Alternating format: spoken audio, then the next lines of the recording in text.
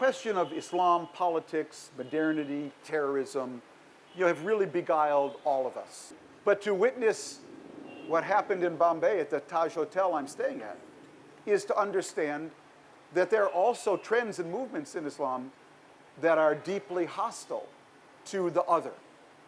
That there is a problem with pluralism, okay?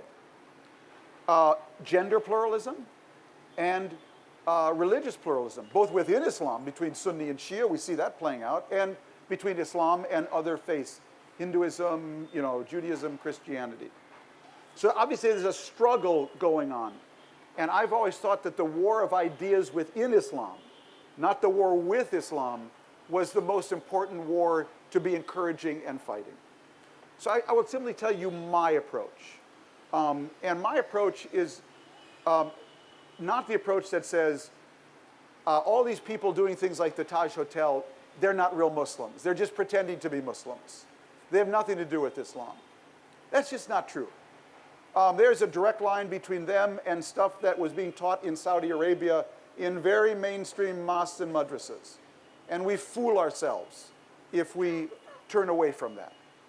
At the same time, it doesn't define all of Islam. And so my approach is to engage with my Muslim friends and interlocutors in a constructive way. And my approach is to say, I looked at these guys at the Taj Hotel, and they clearly were inspired and drew permission for what they did from their faith. I need you to explain that to me. And isn't it interesting that there were no Indian Muslims in 9/11? Why is that? Could it be because there was an Indian Muslim woman on the Indian Supreme Court?